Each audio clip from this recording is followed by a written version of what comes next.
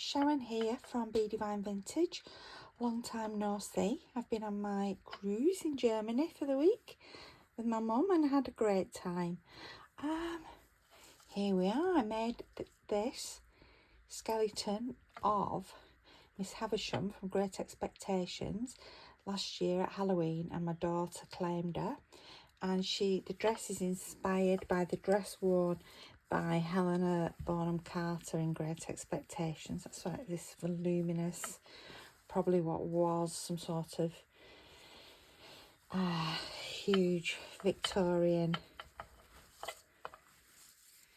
dress. You can see all the ruffles and the bustle and the trim at the back. It really was a work of love, this. You can see even right down. Let's have a peep under here. She's got her bloomers on. So, and all the underskirts. So I've decided this year, I was inspired by Robin Dudley Howes, the artsy bohemian, in her Spookette group that I'm in, to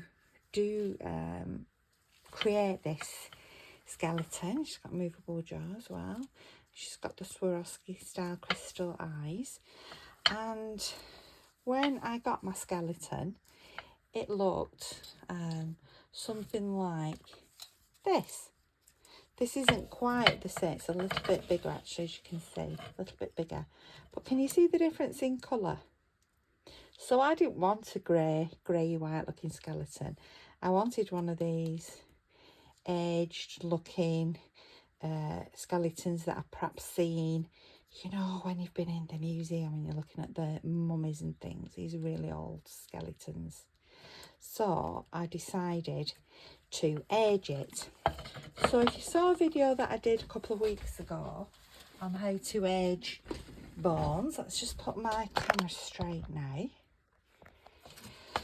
I used this casting resin and I made some skeleton hands, and I showed you how to age them. I'm going to do the same now, aging the whole skeleton. So I bought my skeleton on Amazon. Yes, they're available on Amazon or eBay, or I've just been up to TK Maxx and they even had them in there. This is one with a movable joints, movable hips, but the arms, wrists and elbows don't bend, whereas on the other one all those things work. So what I've done, because when you get these skeletons, they're really very, very smooth plastic looking objects, not dissimilar to this. So what I've done is I've given it about 3 coats of clear gesso. And the reason I use clear gesso is to get that gritty feeling, that bony feeling, and also for some tooth as well. So I have then get together some inks. So I've got tea dye, oxides, vintage photo, and this is an espresso. So I've just got a range of browns. I get one of these and one of these. I've got a few blending tools. So I basically, all I do is then get on the ink. So these layers of gesso were probably applied over 3 days to make sure that they dried properly. With it being plastic, it does take a bit longer to dry. And then I basically rub. The thing is, with it being the skeleton shape and so ridged, that the dye sticks really to where it needs to do. And that is all I do, and I do that all over. So we'll crack on with this.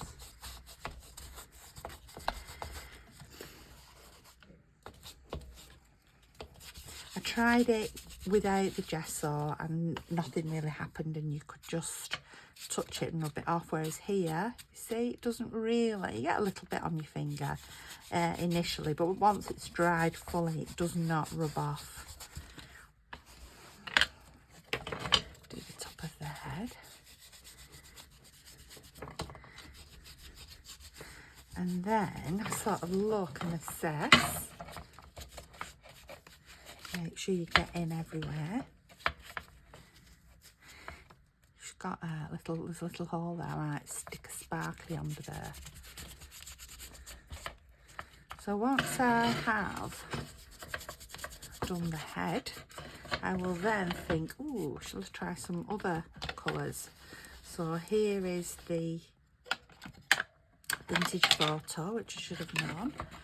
And can you see, you start adding another colour and the jars just come off. It just goes in those holes there.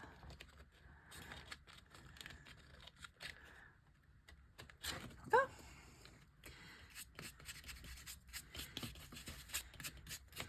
So it just starts, what have I done here? So it just starts to add a little bit more depth and dimension. Let's just shut your jaw and just do that. Let's get in right under there. And if you can't get in fully with a little brush, you could just use your sponge or your makeup sponge or whatever you prefer to use and do it that way.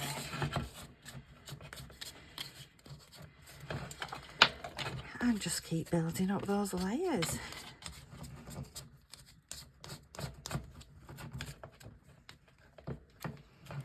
So I had a week in Germany with my mum.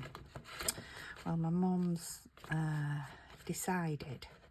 I bought her a walking stick ages ago because I've had neck surgery, and when she was holding my hand, crossing the roads and things, linking me, she's quite often just fall forward and just like pull my back out of shape.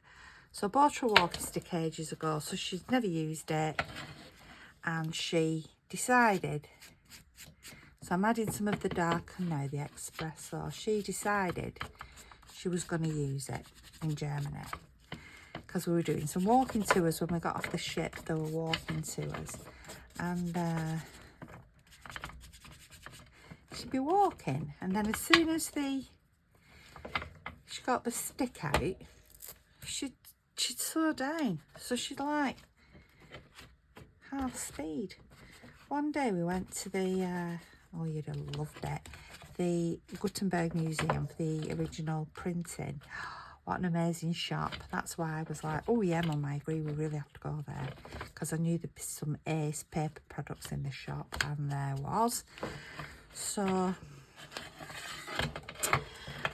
it took us an hour and a half to get to she was with a stick, yeah, we were with a party, we were with a guide, we sat down in the cathedral, and it took us an hour and a half, fair enough, and with a walking stick.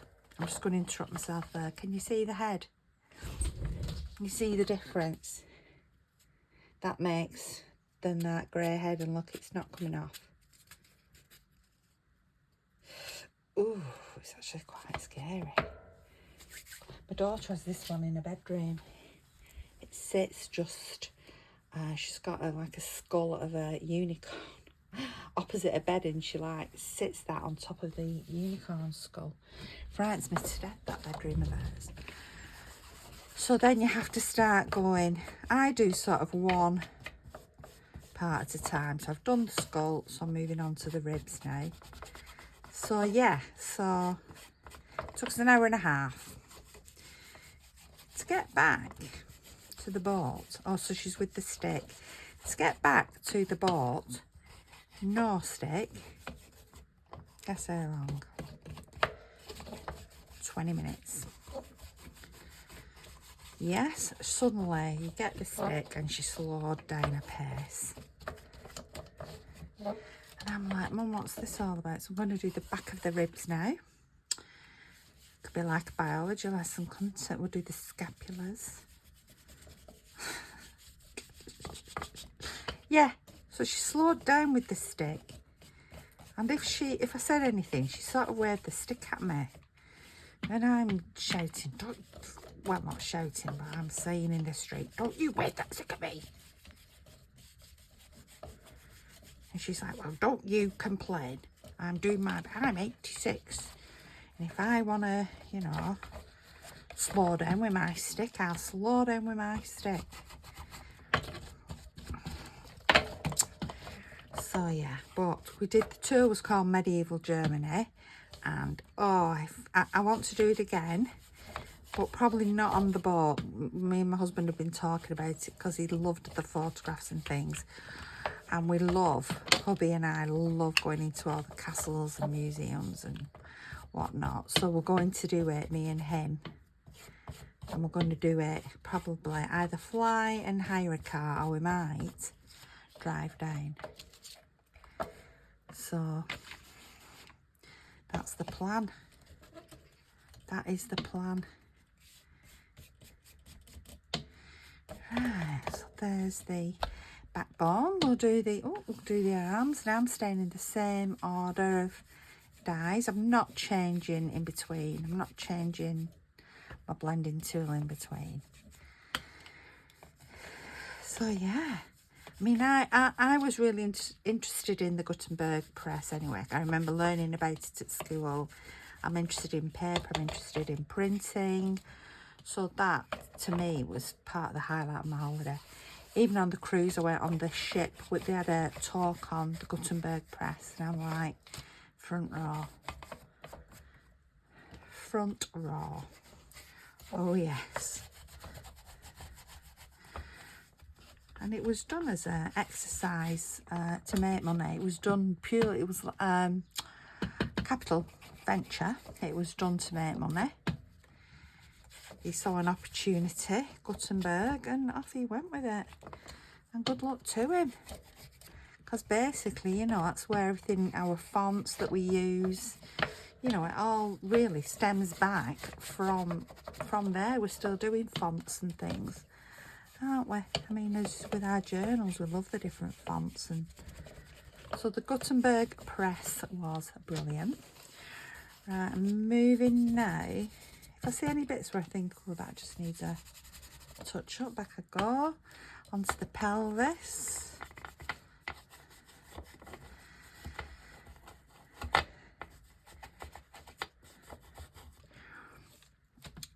Let's do this. Yeah, the other bit I loved as well was about learning about Martin Luther, and that's the Protestant, not Martin Luther King, not to be mixed up there. Both wonderful men, but both did very different things. So the Martin Luther was really, because I did all these things at school a long time ago. Now, even though there's going to be drawers on here and she'll have clothes on, I still just think it is nice to do the whole body. Because it's professional. It's, you know, it's a completed, you're doing a completed, I got under the arm there. You're doing a completed item, you know, quality item. It's like when I do my journals, even though things are underneath, I still would use the best. You know, do my best with it all. I wouldn't use less and cheaper underneath just because it's underneath. Right, Skelly, over you go.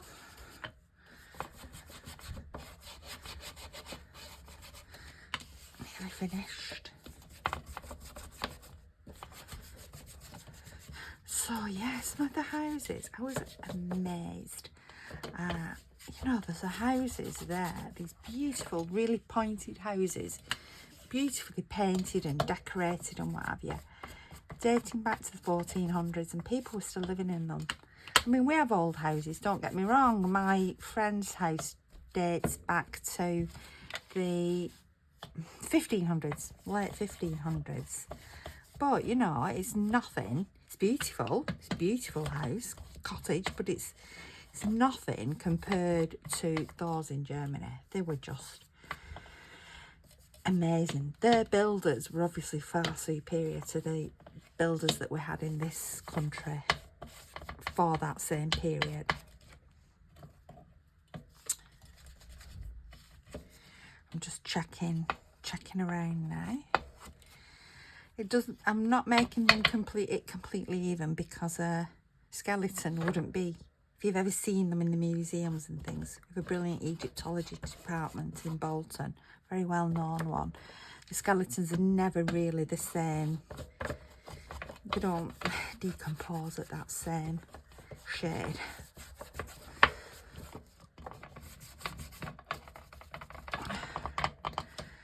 So yeah, so these houses, and I'm like, gosh, my mum couldn't believe it. You know, we sat there, 1409. It's sad that in some of the cities, the properties were destroyed sadly during World War II. However, they rebuilt them. And you could not tell just by looking. They said unless you went inside, you could not tell by looking which were the reconstructed houses done in the medieval style and which were the medieval style. They were so good, so absolutely fantastic. Right, it's a dirty job. There we go. She's done. Then you just leave that to dry. But what I do, let me get some paper, is you must do this in a well ventilated room. My house is very well ventilated at the moment because we are decorating. Therefore, my husband's been painting and every window is open. It looks like an operating table. You're a bit past that stage now of surgery. I don't think any bit of surgery would bring you back. So this is a clear sealant. It's a plastic coat clear sealant, and basically it's to stop that. When it dries, like I say, it doesn't really rub off, but it is just nice to have that extra protection. Right, so I'll just give it a quick spray over. I'm going to turn it over. I'm going to spray it again. Make sure I get right in that rib cage. Then I'll leave her laid out in state there till she's dry, and I'm going to start and make some clothes and dress her up. I'm going to put some sparklers in her eyes. I'll dress her. So you might see photos on my Instagram, Be Divine Vintage, but I'll be doing the process because the things I've learned from Robin, I don't want to demonstrate it, but you will see little bits of the skeleton, maybe on the videos that I do, but you'll definitely see it on Instagram, and you'll see it on my Facebook, which are both Be Divine Vintage. Looks quite gruesome there, doesn't it? Because looking at it, you wouldn't know that it was only, let's see how tall it is. Let's get the old ruler out. It's only actually 12, it's only actually about 15 centimetres long. You know, you're almost looking at that, you could think I'm like in the, in the museum somewhere about, or the mortuary, about to do some, I don't know, scraping of bones. Anyway, thank you for watching. A little bit of a gory, spooky video. Let me see what you do with your skeletons. Ta-ta for now. I'll see you soon. Bye-bye.